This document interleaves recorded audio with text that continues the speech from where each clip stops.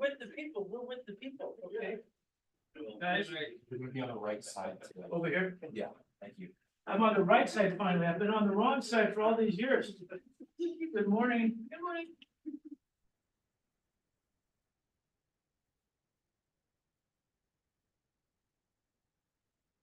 Is Mitch on the phone? No, not yet.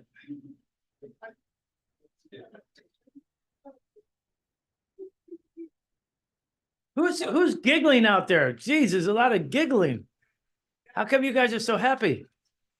Look, listen to him. Hi. Day. I know, but just hey, Mr. Giggles, come here. Okay, How are you doing? I'm all right. Yeah, we're just, I'm glad to see you're back. oh yeah, yeah, some of the ERC folks wanted to like learn how to use the studio, so. Oh, good. I was gonna be helping them with that Oh, too. you quit Yeah. helping them. You know, this is a problem that you have to keep helping people. Oh, yeah.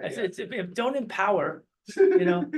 Well, I watched this like video from a psychiatrist recently. This was like one of like some of the traits that CEOs have that you don't. It's just like, he was saying like, oh, if you always like help the same people who aren't necessarily like trying to help themselves, then that just kind of Oh, sandbags teach a you, man you to know? fish. You gotta But- teach a man to fish. Yeah, but when like somebody who doesn't ask you for help like often, like asks you for help, then go definitely do that. No, But- you know, but yeah. your value system is messed up. Right. Oh, yeah. You want to help those that are in need of help. Uh-huh. You want, okay, so look, so a couple quick things. Yeah. The haves and the have-nots. Oh, yeah, okay, we're getting to marks now, all right. Well, Saul Alinsky wrote a book called Rules for Radicals, Yes. and he said that his Machiavelli's prince was to how people in power can stay in power, Mhm. and Rules for Radicals is for how the have-nots can get some of what the haves, enjoy. Yeah. And so he's not a Marxist. He's really very much. Saul Alinsky was very much believes in democracy. He's more like Thomas Paine. Mhm. But hi, Okay. are you here too? Yes. Well, how come you're not going to sit down? Why don't you sit Well, down? I wasn't sure if I Oh, of course. could. But yes, so now, okay, so we can't talk about UCSD, we don't say UC, We Which can is because all fine. the charges got dropped. they did? Yeah, as of yesterday. Oh, Mara last did night. that, Mara did it? Mara dropped it, or who dropped it? I don't know who dropped it, but Well, there's still student conduct violations, but Oh, student conduct, oh god, but they're withholding their degrees. Some of them have been degrees withheld. It's pending review. who's withholding them? UCSD. No, but who, the chancellor? Were they up for felonies or misdemeanors? They Oh, were misdemeanors. misdemeanors. Okay, then it would have been Mark. Okay, 1 minute for you guys. Okay. Look at that, this man, okay, he knows what he's talking about. Do you have your headset on? I will know. Are you all nervous and everything? A Have little you been on bit. radio? I've never been on radio. What's your name? Heba. Ladies and gentlemen, we're gonna go right to Heba this morning and have no, he knows it's gentle. 30 seconds. Okay, now talk right into the microphone. Yeah, it's kind of intimidating because we're like, looking at each other. It's a duel.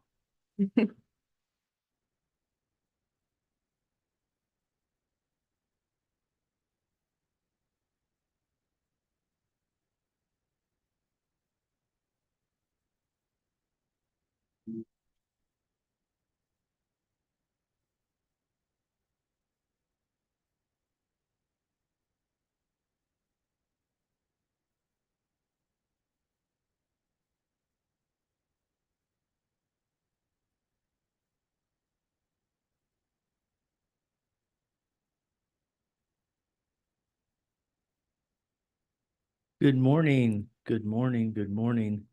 It's a beautiful day here in San Diego. I want to welcome all of our precious listeners and Facebook participants. We really appreciate being able to broadcast. Oh, okay. That's okay. So am I ready to go? Okay, so I was just mumbling to myself here. Welcome back to Talk of the Town. It's so nice to have you and have the opportunity to share with you completely unfiltered the conversations that we have and the ones that we're going to have today. in the hopes of just trying to find a way to get at peaceful progress. That's what we're about. How do we move things along to make it better for everybody? How can we try to persuade the selfish and the self-interested to become more community oriented and more caring? I would like to just start off with just a slight digression. This last week, we had a program come before the city council that would have given the voters the opportunity to decide if they wanted to have a public power, a system in which the public actually owns the electric system that distributes electricity to our homes. There are several of those in the state of California. There are several municipal or public power agencies in the state of California. The Imperial Irrigation District, our sister district to the east, is one. Anaheim, in our sister county, Orange County, to the north is another. Sacramento legislators, when they turn on the electricity, they are taking electricity from the Sacramento municipal utility. And unfortunately for San Diego, we had a company called San Diego Gas and Electric. Unfortunately for portions of Los Angeles, which does have LA Water and Power, but they also have Southern Cal Edison. And very unfortunately for the folks in Northern California have Pacific Gas and Electric. Now, it might be best to have somewhat of a balanced system, but the problem with public private power is that not only do you have to pay for the electricity, but you have to pay for the massive profits that are made by the shareholders.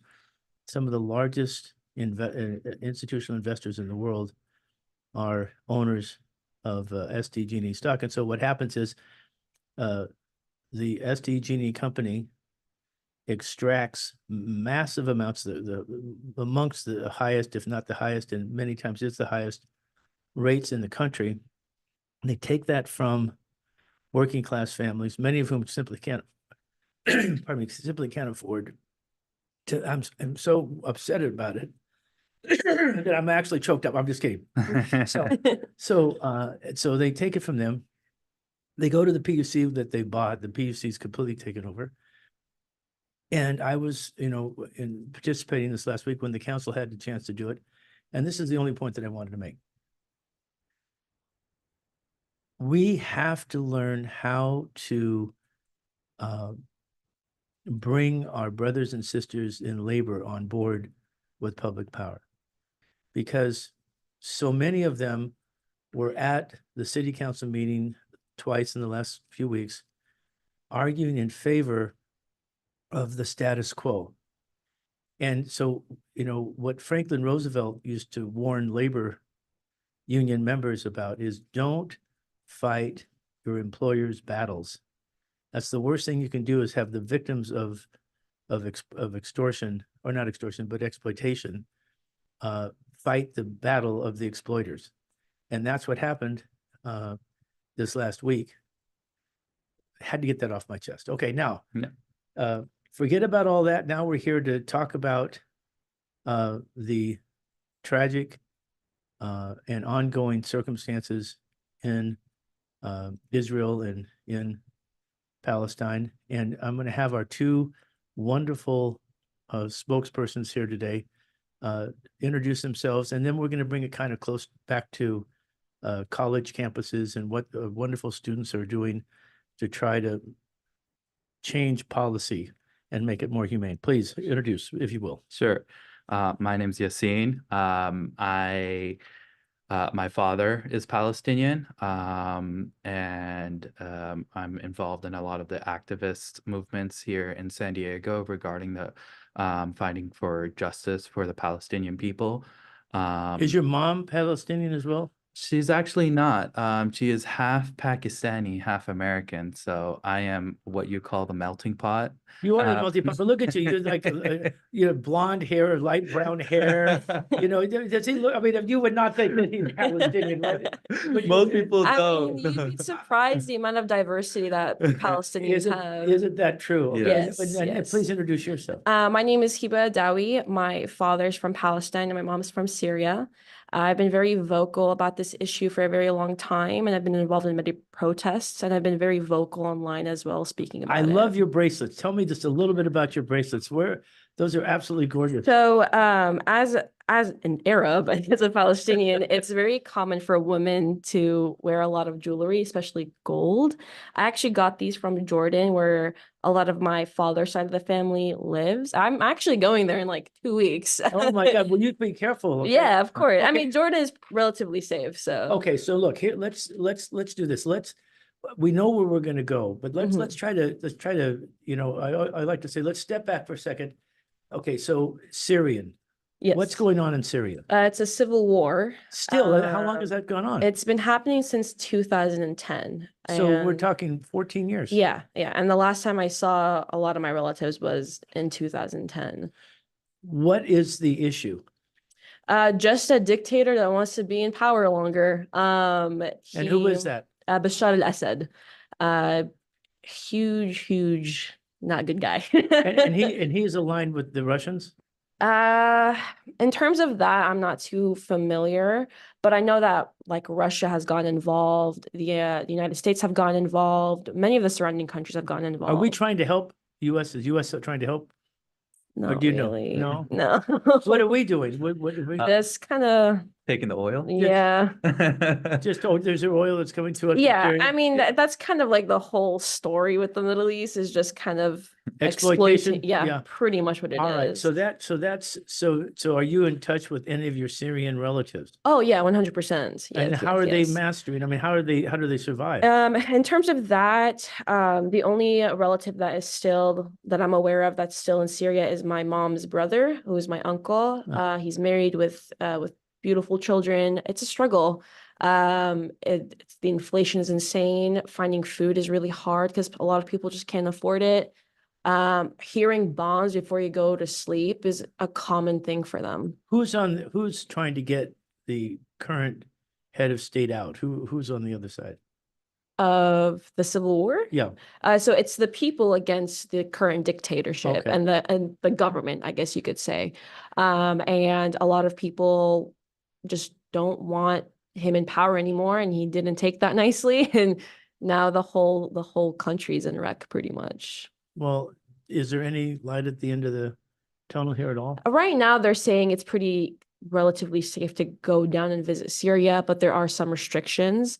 It's still advised not to, but a lot of people that I know have gone there telling me like, oh, it's relatively safe. It depends also what part of Syria you go Well, to. so would you fly into an airport in Syria? Is that how you get there? Yes. It's through that or you go through buses pretty much. You Okay. from Jordan or Lebanon. Now, you depending. said you're going to the Middle East. Mhm. You're going to go to Jordan. Yes. And that's a more stable. Yes. Okay. Yes. All right. Now, so let's talk now about right now today, what we hear about is that President Biden has proposed something hmm that Israel has signed on to it. hmm And they're hoping that they can get Hamas to get with it. Now, is that with that program? Is that a fair summary of what's happening, or is there something that's misleading about that? It's very misleading at best. Misleading is the nicest way of saying it. The ceasefire, first of all the Israeli officials say we will not stop this war because they don't want to stop the war. And we're getting close to the elections, so we can all assume where Biden's intentions are into misleading the public. Hamas has agreed many times over for a ceasefire, but you can't just point a gun to somebody's head and say you need to sign the ceasefire no matter what, or else we'll keep bombing and bombing and bombing civilians and bombing areas that are considered safe zones, such as Rafah, such as Al-Mawasi, all these different areas that are considered safe zones. It's, you know, it's collective punishment. Are there safe zones? Not really, no, no. All right, and what's your reaction to what I just outlined? Would you say your name again? Hiba. Hiba, okay. Yes. Hiba. My reaction, it's again, like there has been offerings from Hamas in terms of ceasefire, like 11, 12 ceasefires, and they've all been rejected by Israel. And a lot of the times when Israel tried to offer a ceasefire or a solution, it tends to be temporary, which doesn't really help, because if it's just temporary, that means you're just going to go back to bombing these so-called safe zones. We want a permanent ceasefire because that's how it'll end.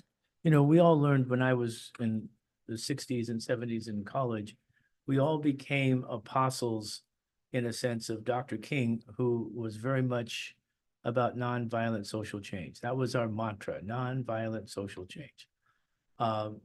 Is there a way for us to allow for diplomatic and strategic efforts that eschew the use of violence on the part of either side? Is there a way to get to so that we can still fight, you know, just not with violence? So a couple things on that. Palestinians have tried over and over and over and over again to nonviolence. Violence has been a last extreme. And also, I do want to note that resistance under occupation is enshrined in international law. Resistance to your occupiers, no matter what, is an international, protected under international law. But let's go back to the peaceful side of things. A lot of people are unaware about the Great March of Return, and that was when people of Gaza said, you know, we can't handle the siege anymore, and they walked over to the border fences that have been basically putting them in jail for the last 17 years. The largest, I don't like to call it a jail because jail are for people who have been accused of committing crimes, but the largest concentration camp.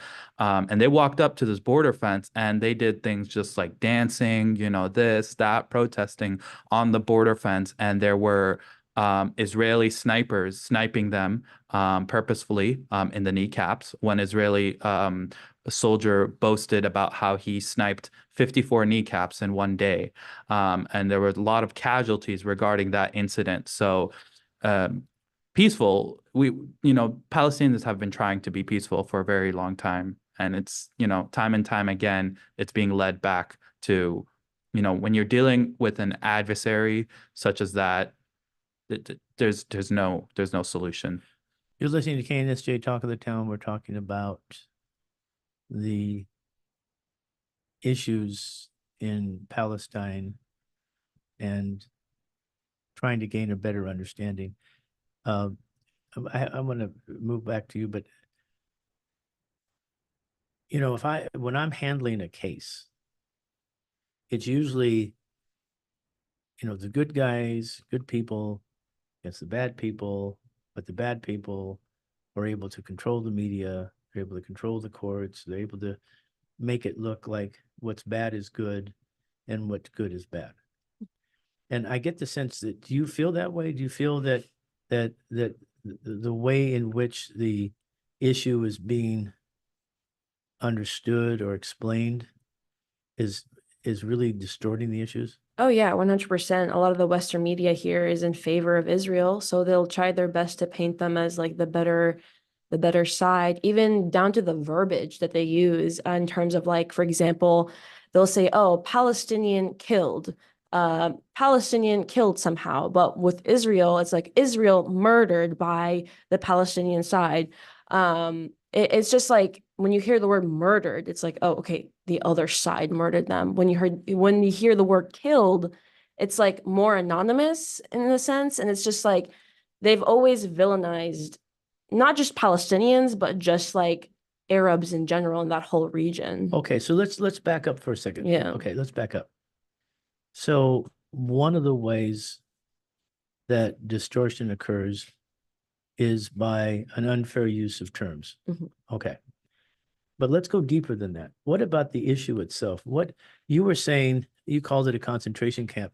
Let's say this. Let's say it's a restricted area, somewhat like the Japanese relocation. Mhm. It's and it may not even be as nice as their environment. I don't want to compare the two, but so the Palestinians were sort of fenced off as part of Israel taking possession of the adjoining space. Mhm. Is that about right? What'd you say? Mhm. In other words, the Palestinians were there. Mhm. Israel, after World War II, came in and they were allowed to take over a certain amount of land. So how big was the land originally? So, you go from the Mediterranean, from the river to the sea, as we commonly say. And a lot of people don't realize that Gaza itself, yes, there are people who are originally from the area of Gaza, but a lot of the people who are there now, whether grandchildren, children, or even themselves, are refugees. So during Refugees from the area that from the Israel- areas, okay. yes. So what do we call the area that Israel originally settled? What is that called? Palestine. Palestine. Yeah. So this is all, and Palestine, was Palestine a recognized country? So that's, a lot of people use Not that this- it has to be. Yeah, I'm just trying to- So a lot of people during the 1917, it was called the British Mandate of Palestine. So there Mhm. was a mandate. A lot of people don't realize how quickly the world changed since World War I, World War II. So many countries that have existed are no longer existent, and so many countries that did not exist are existent. So there was an area called a mandate Mhm. that was primarily occupied by Palestinians? Yes. Okay. Now, mandates was a term that was used in the Versailles Treaty, Yes. and that was maybe a euphemism for a colony. Yes. Okay. So was Palestine a colony of Great Britain? Before Great Britain, before World War I, they were under Ottoman rule. So you had the Okay, Ottoman right. Empire. But after World War I, they became they were controlled by England, basically. By the British, Okay, yes, so the yes. British, okay. Mhm. And then the British were persuaded by the Zionist movement to relinquish control Yep. of the mandate and to Israelis. Yeah. So Where did the Israelis come from at that point? Were they already there? Were some of them there? So I think a lot of people, when we say that this is Palestinians are interested in the land, we're not denying that Jews weren't there. There are Jewish Palestinians, there are Christian Palestinians. Right. The Zionists originally came from, a lot of them came from Germany, Poland, Austria, trying to migrate from the Nazi regime at the time. So during when what was his name, the founder of Zionism? Balfour Declaration, Theodore Herzl. Yeah, he when he was suggesting the idea of a Jewish homeland, or to fix the Jewish problem in Europe, is what he called it. Palestine wasn't the only option he suggested. The other option was Argentina, and even Uruguay was an option as well. Yeah. So when people say like, oh, like they have the right to the return of homeland, it's just like, okay, then why was Argentina and other countries were suggested as well? Even New York at one point was suggested as well. All right, so let's keep building though. Yeah. Okay, so what we're doing is there was a Jewish community for some reason, the Mhm. mandate, the Palestinian mandate, perhaps because they felt that that it was easiest to push the Palestinian community around. I mean, that may have been a factor. That's how people think in foreign policy. I mean, they were farmers, they were merchants, they weren't necessarily soldiers.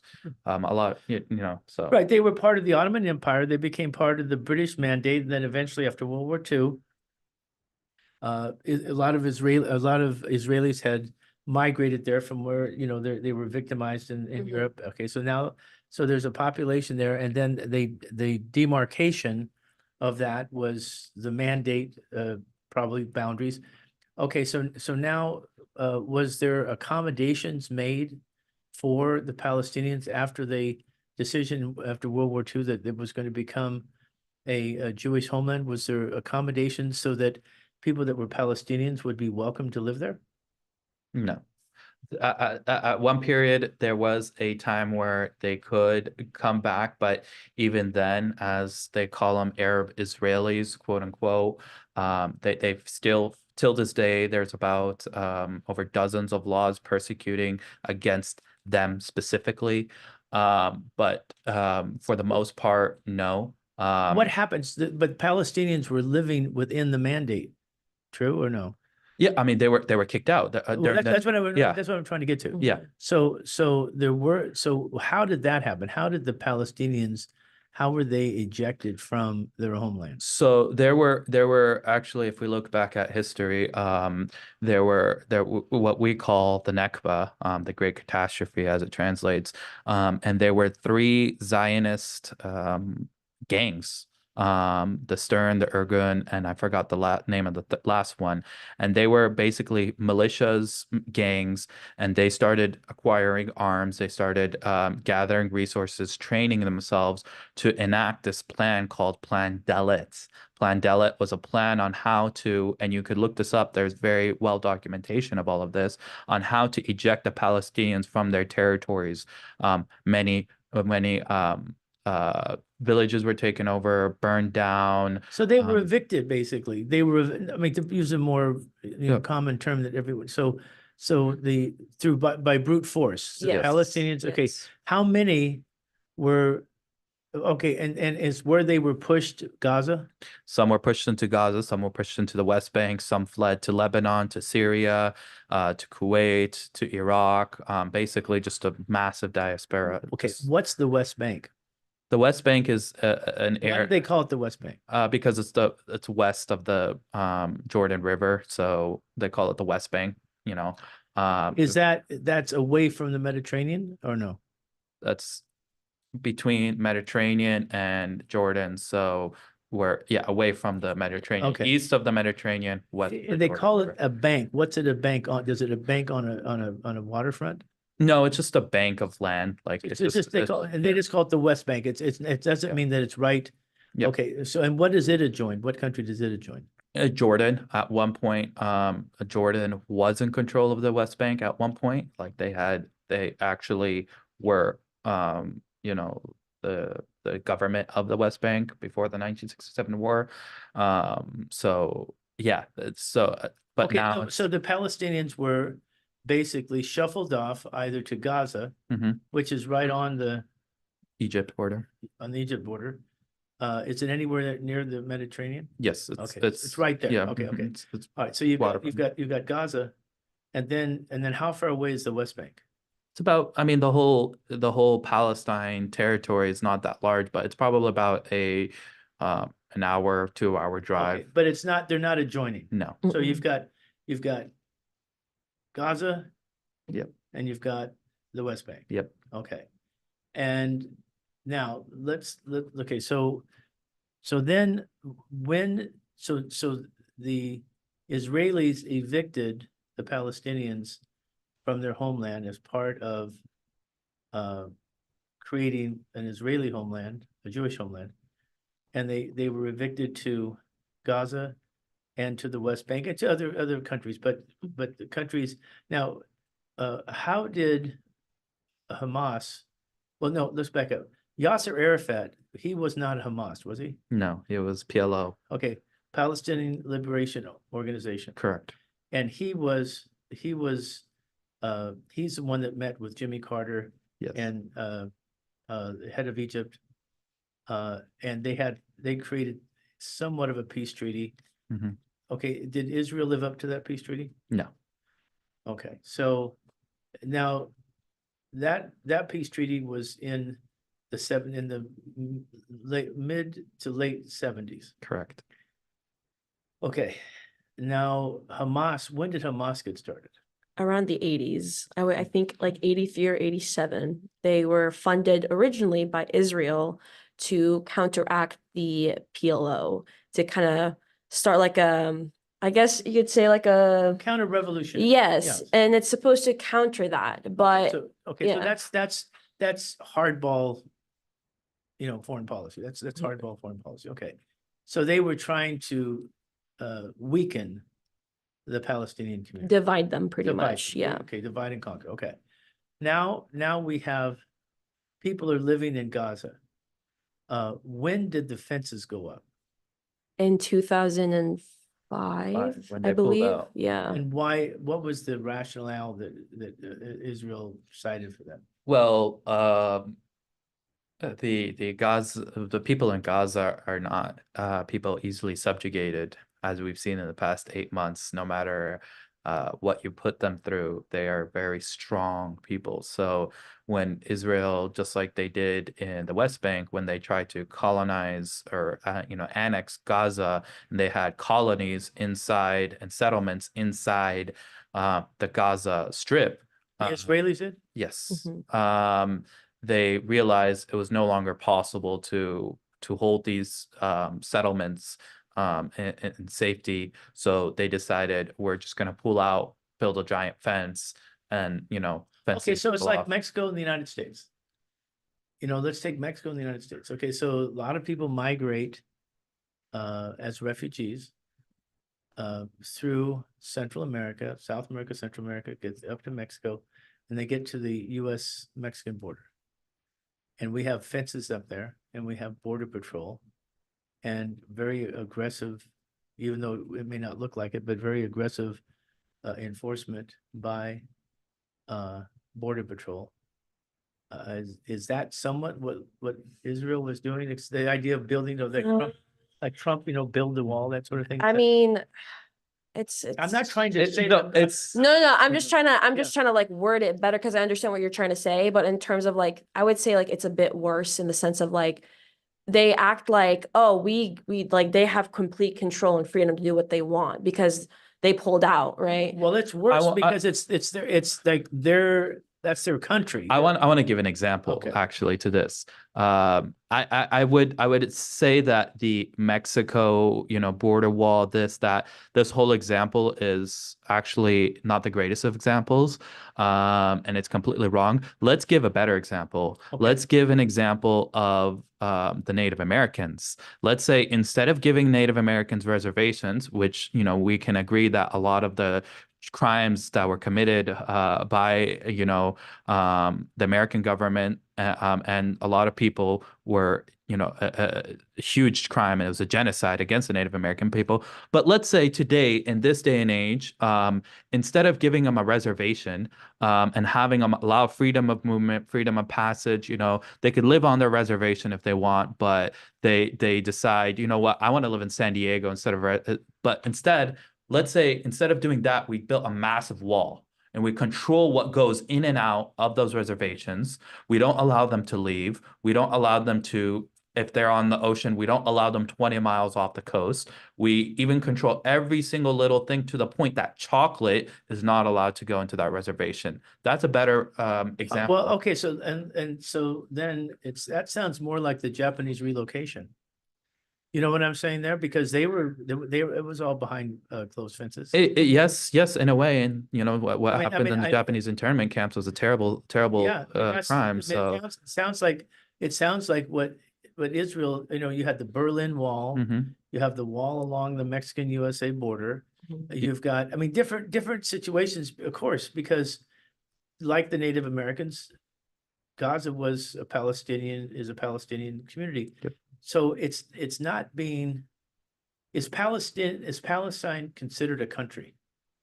Not everywhere around the world, unfortunately, no. But it Okay. is recognized by a lot of people. Why is it not considered a country? Because the Western powers don't want it to be a power. Yeah. It is recognized in the UN by about 143 members. You know what I would do? Mhm. I would make you the head of Palestine. Oh, God, no. And I'd make you the vice head. And then I would have you guys hire the most conservative law firms, international law firms or whatever, get incorporated as a country. That's what you've got to do. Is it's not through the you've got to get, I mean, I'm speaking so naively, Yeah. but Palestine, if it gets recognized as a country, then they can't do that to you. It is recognized by about 143 countries I in the UN. I think recently Norway, Norway. Spain, and Ireland. Ireland Right. recognized it. And even the United Nations said that they're well, if they're a country, okay, if they're a country, then and Israel is been accused of engaging in war crimes, as has Hamas. Mhm. So is there a way for Hamas to reconsider its strategy?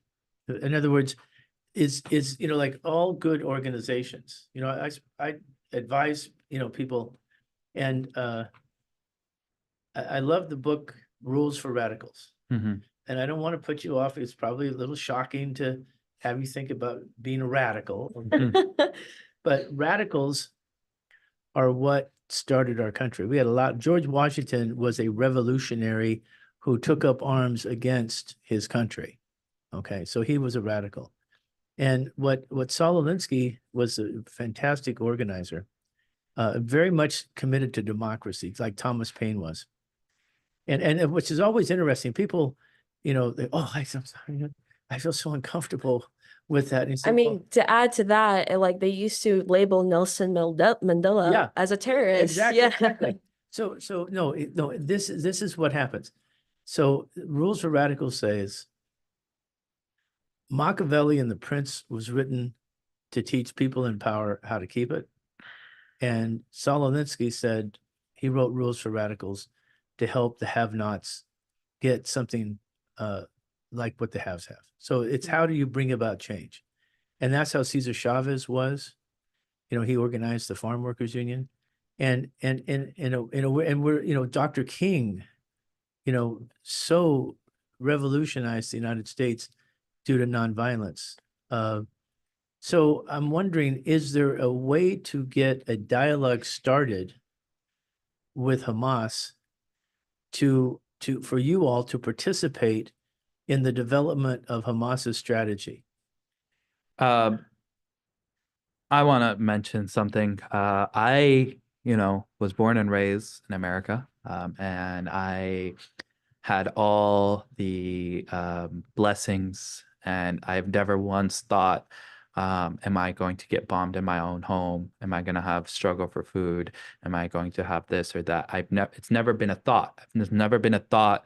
When I'm thirsty, I get up, I get a glass from my cupboard and put some water and drink it. It's never been a thought.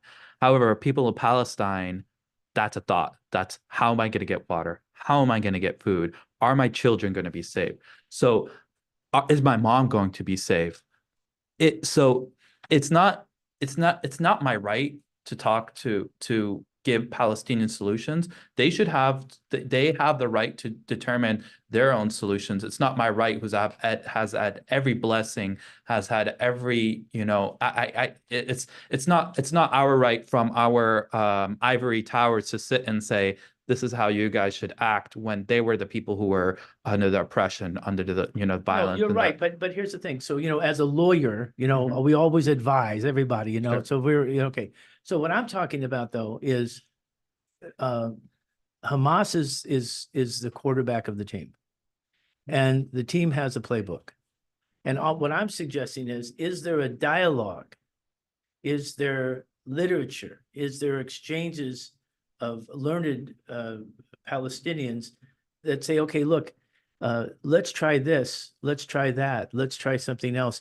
In other words, the idea that I'm espousing is the idea of nonviolent social change.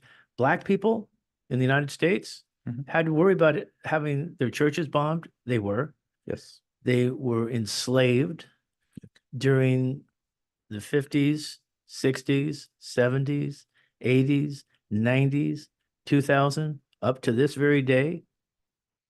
They are prosecuted, persecuted, incarcerated at much more unfair degrees. But what Dr. King did is, and this isn't to preach to anybody, but this is just an avenue. What he did is he connected with Gandhi and he studied Gandhi.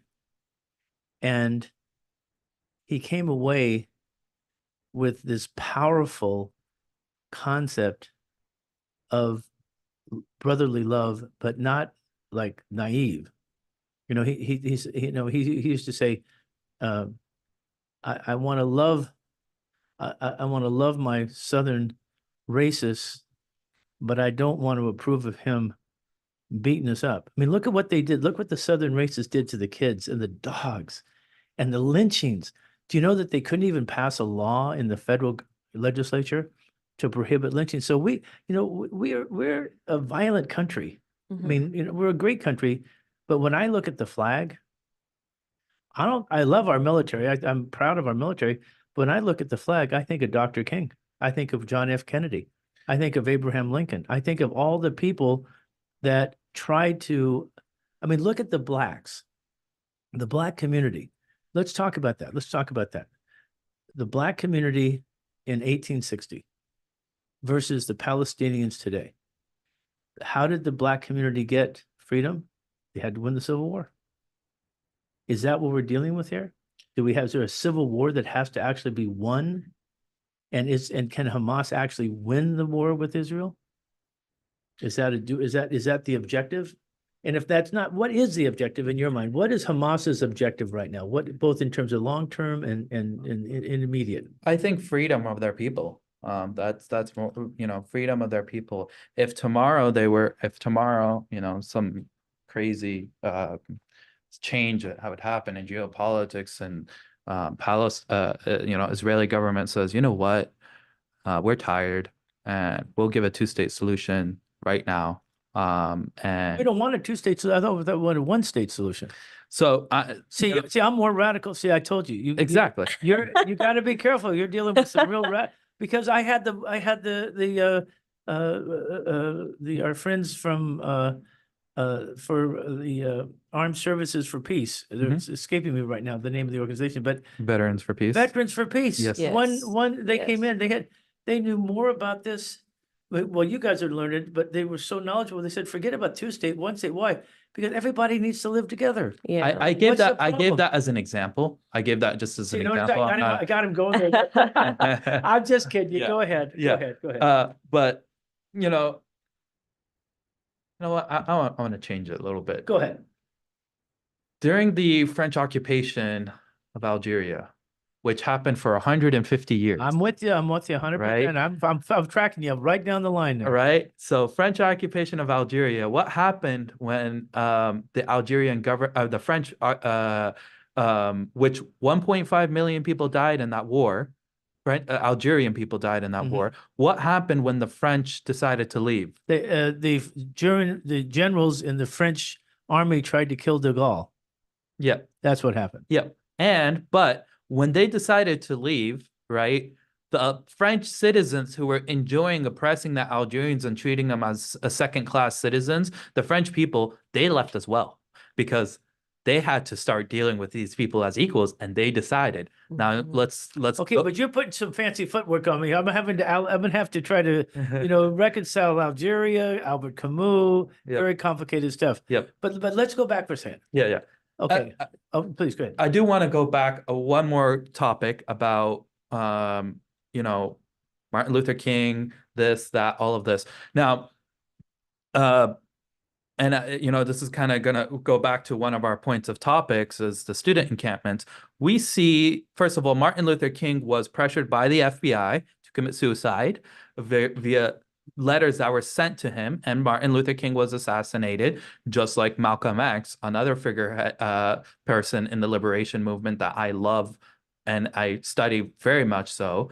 But we see the student encampments, students on campuses doing very peaceful actions. You know, I was part of the student encampment on UCSD for some time. I would, you know, support them in any way I can. I'm not a UCSD student, but I would try to support them from the outside in any way I can. Outside agitator. Oh, I can see it right now. Were you out there too? Another outside Yes, agitator? yes. God dang outside agitator. But you know, and look what happened to them. What happened? The police, the Sheriffs. yeah, not the police, the sheriffs and the highway patrol, they came down and they cracked down hard. They, you know, had batons, they had riot gear, they bust them in on massive buses.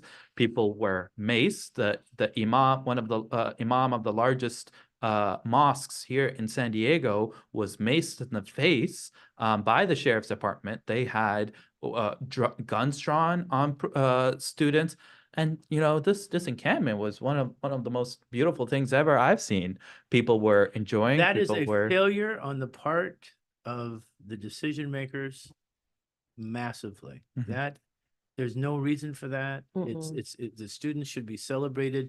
I totally disagree with anyone that says October 8th should be celebrated, like that's some good thing. It wasn't a good thing. I don't believe that, I think that people try to say, oh, they're, you know, the students are saying that they want to shut down Israel. I think that what you're basically saying is, no, you need to understand what happened. You need to understand how Israel came to be. You need to understand how the Palestinians were negated and marginalized and pushed aside. And if we're going to have a resolution, then there has to be justice. There has to be fairness. There has to be a recognition of the history. You can't distort the argument. And like you were saying earlier. All right, now listen, I've just gone on and on and on and on and on. Okay, so we're here to listen to what you have to say. So I want you, I want you to take turns, if you will, because it's my show. I can say, yes. Do your thing. I want you to interview him, and I want him to interview you about what questions you want to bring out and what kinds of detail and content you would like to get in before our audience. Since I don't know really very much about this, and you guys know a lot, I'm turning the show over to you guys, and I'll see you later. Okay? I was like, whoa. Okay, go ahead. It's all yours. Do you want to go first? So just ask him a question. Any question? Okay. You're interviewing him at the radio show. You're trying to bring out what he has to offer. All right. Okay. Don't ask any embarrassing questions. No, of Wait. course not. How do you feel about people calling the pro-Palestinian movement an anti-Semitic movement? Ooh, that's a very loaded question. According to popular media, they would like you to think so, but a lot of people don't realize that in history, when we see any sort of popular movement going, people were labeled as certain terms. So the Vietnam War protesters were labeled as commies, you know, and so forth. All these different ways of labeling people. Now, anti-Semitic, labeling somebody as anti-Semitic is a very hard term, and it originates back to decades and centuries of European racism and European issues. The people that are fighting for Palestinian rights are the people of Palestine. They have no issues with Jewish people, and they have no issue with, you know, anybody that comes from the Jewish people. We consider them our cousins. So to label them as anti-Semitic is a very reductive and just a nefarious way of labeling somebody who fights for a movement for their people. Pretty good. Okay. All right. As a person living here in America, what do you feel when you see the government spread lies about your country, your people? You know, we live in this country. We reap the blessings that it has. How do you come to terms with that living in this country? I'm growing up here. That's a little taken, but Sorry. but Went with the hardball. growing up here, because I was born here in California, up in Madera. Oh, but that would make you a US citizen. yes. Very much so, okay. And I actually lived in the Middle East for 7 years. We moved when I was 4 years old. So I grew up there, the culture, the language, the religion, and then we came back here in 2012, and I had my teenage years here, and all that great stuff. But growing up, I was always felt like almost like I had to hide who I am because I brought this up earlier, talking about how they've always painted the Middle East as like a bad thing, like terrorists, the same stereotypes that we hear all the time. But growing up and like after high school and like reconnecting with my heritage and my culture and my language and everything, I'm just more proud than ever to be Arab, to be Palestinian, and it's an honor to be a Palestinian, to come from that line of lineage. Um, in terms of living in the country that is currently funding the people that I'm against, it's frustrating, especially seeing like all the lies that's been spewing out about it's the same propaganda, the same lies, especially like if we look back at the Iraqi war, that things are still coming out about what the US has done and tried to hide, and all the lies they spewed out to get the support of the American citizens, which is literally what propaganda is. So to say I'm frustrated would be a very like understatement. And I feel like I can do so much more, and I want to do so much more. And Do you feel this, can I jump in? Sure. Do you feel the students, I'm asking both of you, do you feel this, do you feel the students of the United States are supportive, and is it important to you to have that support? yeah, absolutely. I mean, students have always been part of resistance and part of liberation. It's like look back at the 60s and 70s, and we study them today. I'm like, wow, the students were right. And so and these are not just like students that are trying to do a trendy thing as like the media will try to paint it. These are educated students. These are students that got accepted to these schools, especially like Harvard and Yale, which are Well, don't considered. include Yale. Let's just go with Harvard. Yeah, Harvard. But like, Just kidding. or just like, kidding. or Columbia, for example. Like these are hard schools to was get horrible. into. I was Yes, so embarrassed. yes, The mayor of New York, I thought, did a terrible job. yeah, yeah, The woman had called the cops in for what? yeah. What is the issue here? Mhm. When I was in Cal, Berkeley, we had the walk, we are protesting the war, we're walking out, okay, Mhm. okay. But I kept asking myself, why are the leaders that are announcing the walkouts, why are they always during finals week? Hey, students are not 100% pure, okay? Yeah. So let's be honest about that, okay? I do want to note one thing about the student movement and why the student movement is at the forefront of a lot of social justice movements. It's because they have the least amount to lose, right? Yes, they could lose their college, admissions. Yes, they could lose that. You could lose that. But for lack of a better term, they are uncorrupted people of our society. What I mean by that is, if somebody who was a student and graduated and was an engineer, let's say, and now he works at a cushy job in Lockheed Martin getting $400,000 to make weapons, he's less likely. Now he has a wife, he has a mortgage, he has a family, he has all these stresses. He's less likely to speak out because he has more to lose. A student does not have that much to lose. So if we look at students in our society, they are almost the uncorruptible people of our society. So that's why we should take these students and see these as our role models more than anything else. Teach the students and let them lead the way. That's They're the next generation. okay. So all right, now you're. Oh, my turn to do a question. All right. Is it Wait, my no, it's turn? your It's no, my your turn. turn, It's your my turn. turn. It's Yeah. my turn. Good question. Did you end up having to did you lose friends throughout this movement that disagreed with you? Yes, some, but I've actually gained so many more friends. I've lived in San Diego. I moved back to San Diego during COVID, so it's very hard to meet new people back here. But Where'd you move back from? I moved back from Florida. Been back and forth. That's a good choice. Yeah. I like Florida too, but it just, It's a they have one blessing. particular, resident of Florida that, I'm not too happy with. but go ahead.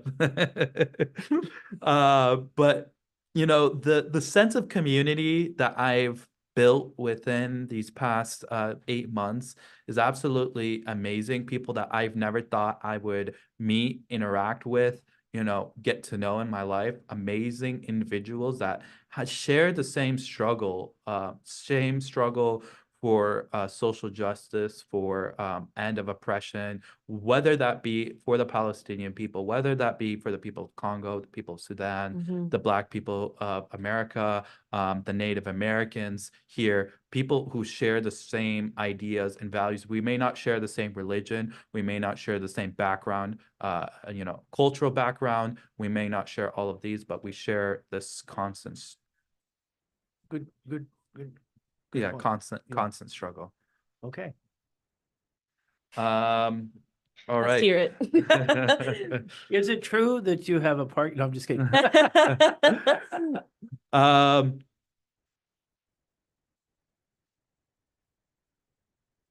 One of the things that at least I've heard in my lifetime from my grandparents, and I'm not sure if you've heard similar statements from your grandparents, is that you'll be the generation to free Palestine. Now, we've grown up and we've seen the Palestine movement become at the forefront of social justice here in the past 8 months. Do you believe that, seeing what you've seen, do you believe we're closer than ever, even though with all the destruction that we've seen, we are closer to ever than to a free Palestine? I feel like we are definitely closer we've ever been in, I would say, the last, God knows how long. I would say like the last 50 years. I would say we've been closer than ever because now with the age of social media, like everything is in like the palms of your hands. You can just look up anything you want. And I think that's why this movement had such a shift, because for the longest time, people here in the West were in support of Israel because everything that's being filtered was being filtered by the media. And the media here, of course, is going to favor Israel. But now we're getting firsthand source, like firsthand accounts and videos of people in Gaza, in Palestine, facing this occupation. And people are like waking up saying like, oh my gosh, like how long has this been happening? And that's why there's been such a shift in for Palestine. And people will try to talk about how, oh, this is just a trend. This is going to be another BLM movement that happened back in 2020. But What was it's that? not. What was that? The what? The Beyond movement that happened. Back when George Floyd, Oh, yeah, yes. And like there that's it what became, happens. That's what yeah. happens. It comes and it goes. It comes- Yes. So, yes. okay, so then it's from a strategic point of Yeah. view, this is really a hard question, Mhm. but do you think it's better then to keep the war going?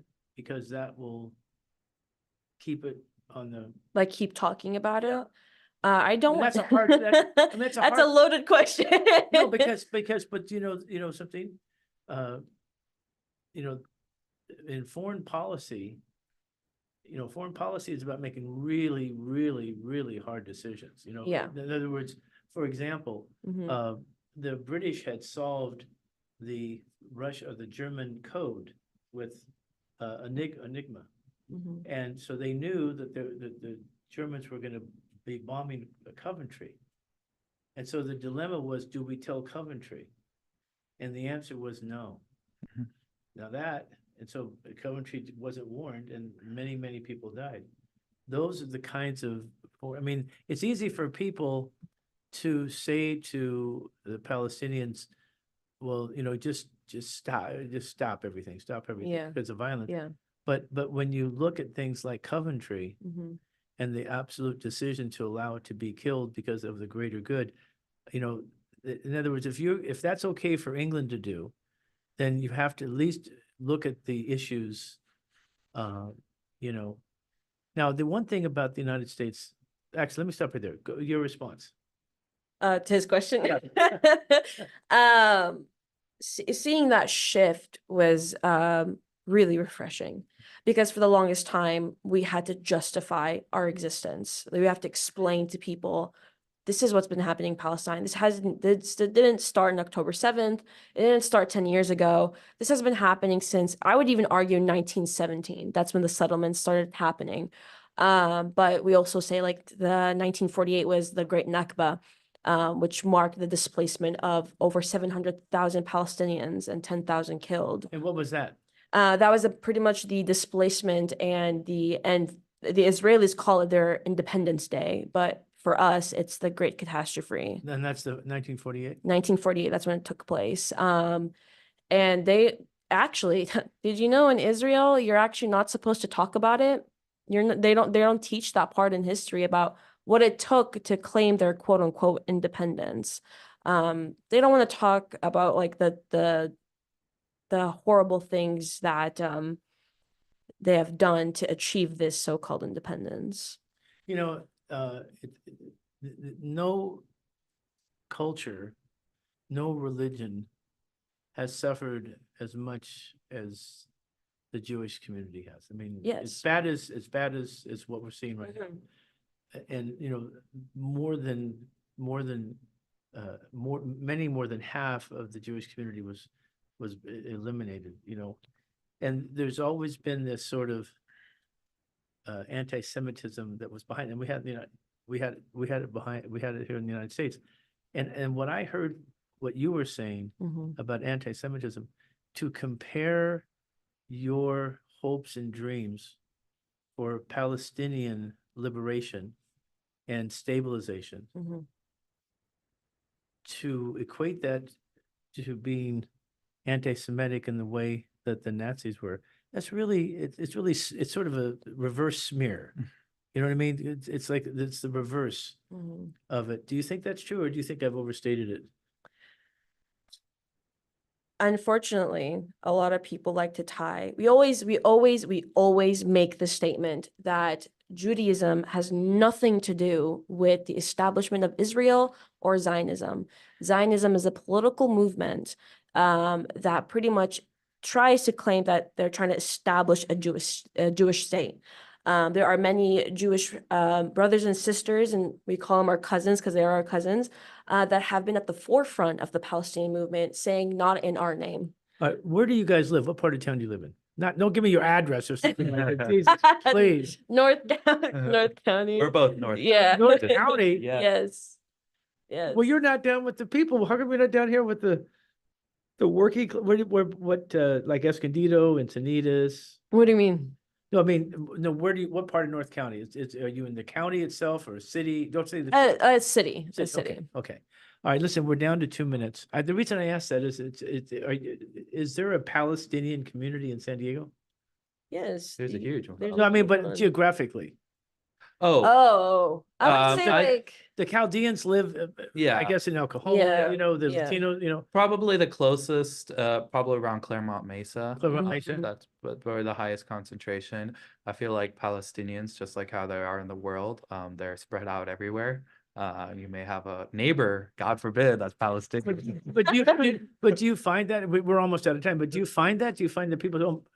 Oh my God, you're Palestinians. I better be careful. You really find that? Sometimes, yes. Yeah. Well, Sometimes well- if somebody is Jewish, they'll say, "Oh, I'm Jewish," and I'm like, "Okay," and I give them a hug. You know, like you're my cousin. Yeah. Like Okay, nothing to that's be good, afraid. okay. All right, well, listen, we're out of time, but I want to say that I'm very happy and proud to have both of you on. Thank you so much. And It's been a you be pleasure. careful over there when you go over there, please. I course. hope you will. This is KNSJ. We've had a good discussion today. And you know, that's what we're about, is having a discussion without restraint, trying to get at the truth, trying to get us on track for steady, nonviolent progress. And we really appreciate everybody tuning in, and we will see you next Saturday on KNSJ, Talk of the Town, 89.1, coming to you from City Heights. Thanks so much for being with us, and have a wonderful rest of the weekend. Bye-bye. I'm exhausted. Pretty heavy. So how many kids are having them? 7. Last I heard. Mhm.